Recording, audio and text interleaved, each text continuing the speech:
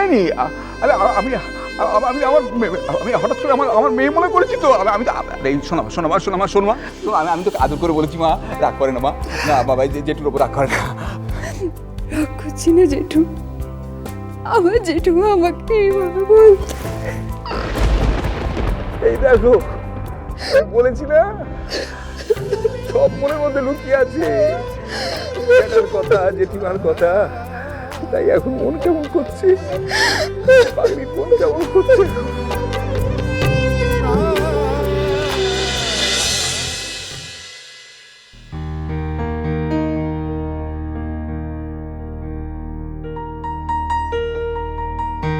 কাল অনেক রাত হয়েছিল জয়া, আমি ঘুমিয়ে পড়েছিলাম, তাই জানতে পারিনি কখন এসেছো তোমরা। একটু রাত হয়েছিল। কেমন হলো পার্টি? ভালো। কোথায় ছিল গো পার্টিটা? খুব এনজয় করেছো না? হ্যাঁ, খুব। তাহলে দেখলে তো, না যাওয়ার কিচ্ছু নেই। মাঝে মাঝে সোশ্যাল গ্যাদারিংয়ে গেলে ভালোই লাগে। আরে বাবা, তুমি এত বড় একজন প্রডিউসারের বউ, তোমার এরকম সেলিব্রিটি ছেলে, এরকম সোশ্যাল গ্যাদারিং থেকে তোমার দূরে থাকলে চলবে বৌদি? মাঝে মধ্যে তো যেতে হবে। কি বললে না? কোথায় হয়েছিল পার্টিটা? হোটেলে। কোন হোটেলে? ওই যে ওই সোনার দেশ। কই কাগজে কিছু চোখে পড়লো না তো। তা আমি কি করে জানবো? জয়া, হ্যাঁ মা। দীপ এখনো ঘুম থেকে ওঠেনি? না। তাহলে ওর জল খাবারটা ওর ঘরেই দিস। ভগীরথটা দিয়ে আসবে ওর ঘরে।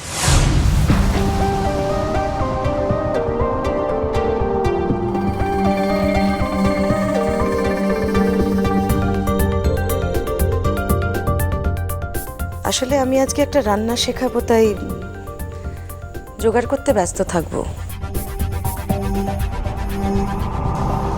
আমি তো বড় বৌদিকে কতবার বললাম যে এই গরমে রান্না করে গিয়ে হাঁসফাঁস করতে হবে না, আমাকে বলে দিলে আমি করতে পারতাম।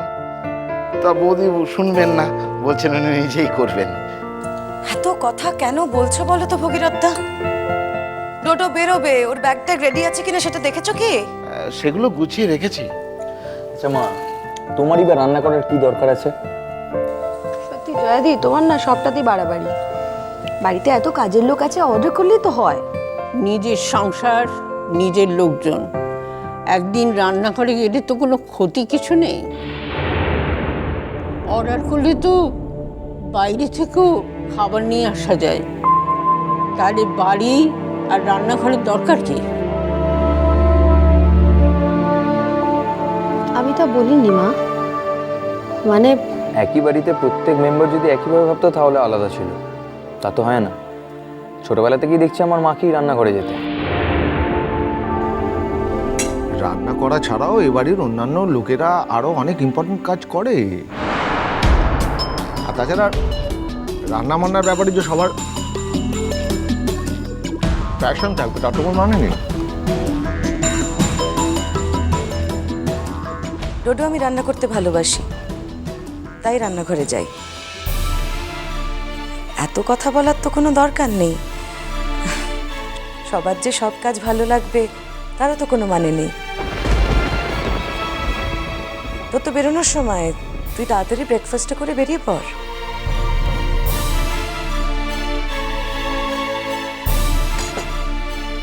তোমরা এত আস্তে আস্তে খাচ্ছ কেন? স্কুলে যাওয়ার ইচ্ছে নেই? জয়া, আয়ুষ বলছিল কি জরুরি একটা কথা আছে আমার সঙ্গে। হ্যাঁ, তাই তো আমাকেও বলেছিল সকালে, কাজের মধ্যে মাথা থেকে সরে গেছিল। কি কথা রে? রাতে বলি? রাতে কেন? কখন ফিরবে না ফিরবে আমি হয়তো ঘুমিয়ে পড়বো, এখনই বলো না। হ্যাঁ বল না। এই শনিবার আমি বাড়িতে একটা পার্টি দিতে চাই মাম্মা। হ্যাঁ, তোমার যদি কোনো আপত্তি না থাকে।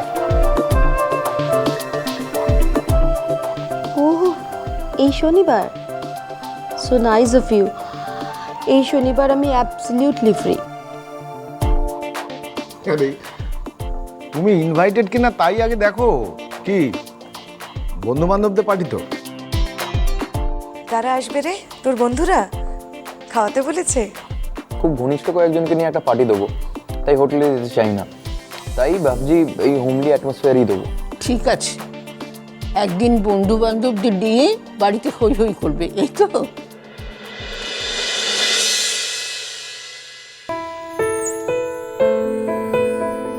হায় হায় হায় হায় হায়, বড্ড দেরি হয়ে গেল রে।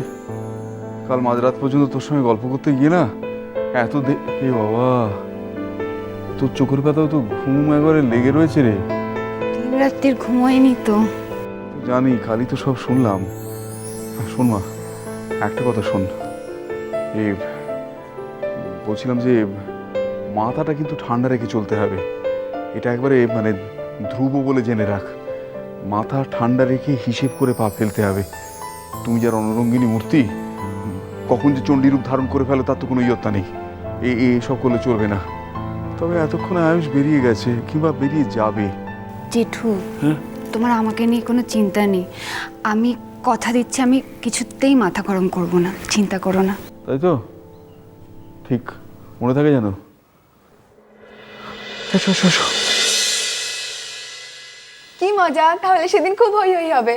আচ্ছা মাম্মা, সেদিনকে ডান্স অ্যালাউড তো? ও পার্টির কথা শুনে আপনি নাস্তা আরম্ভ করে দিল। বুঝেছি বুঝেছি, তার মানে আয়ুষের বুলেট বদনামের সাকসেসের জন্য সবাই ওর কাছে পার্টি চেয়েছে, তাই তো? আচ্ছা সেদিন মধুশ্রী থাকছে তো?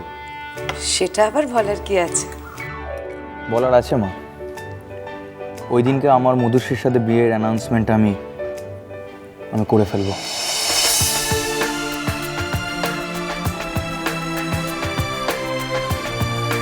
Congratulation Ayush, congratulation. খুব ভালো সময় এসে পড়েছি বলে এত ভালো একটা খবর শুনতে পেলাম। হ্যাঁ, তার দিনটা কবে হচ্ছে? শেখর আঙ্কেল, আপনি কথায় কথায় বলেন আমার দাদুর আমলের লোক। এতদিন ধরে এই বাড়ির সাথে আছেন, কিন্তু এই বাড়ির বেসিক নিয়ম কানুনগুলো শিখতে পারলেন না। কেন বাবা, আমি কি কোনো ভুল করে ফেললাম? এখনো বুঝতে পারছেন না? এখানে আমরা আমাদের পরিবারের সবাই অত্যন্ত পারিবারিক একটা আলোচনা করছি, আর তার মধ্যে আপনি একজন আউটসাইডারকে নিয়ে ঢুকে বললেন।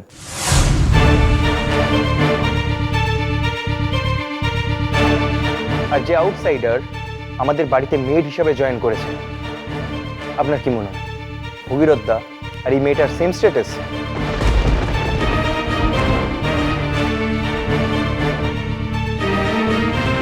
ভগীরথ দা এই আলোচনার মধ্যে থাকতে পারলেও ও থাকতে পারবে?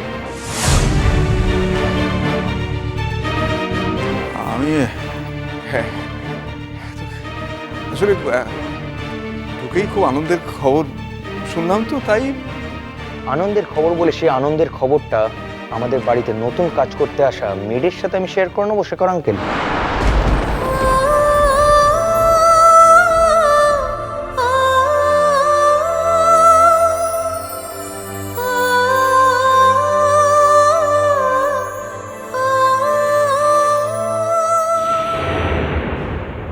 বারবার মেড বলছো কেন? মানে ও তো ঠিক। তো মেড নয় তাহলে কি? পুয়ার গভর্নেন্স, তাই তো? ওকে দেখে আপনার মনে হয় ও গভর্নেন্স হওয়ার উপযুক্ত?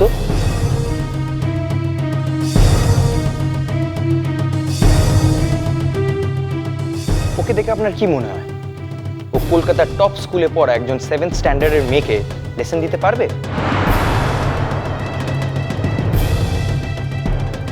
পারবে না। তাহলে কি করবে? ও আর বই গুছিয়ে দেবে, জামা কাপড় কেচে দেবে, দরকার পড়লে বাড়ির কাজে হেল্প করবে, আর তার বিনিময়ে আমরা ওকে পয়সা দেবো।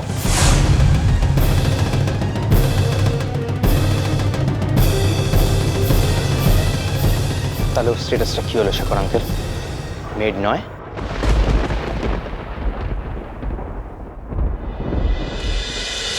চোখের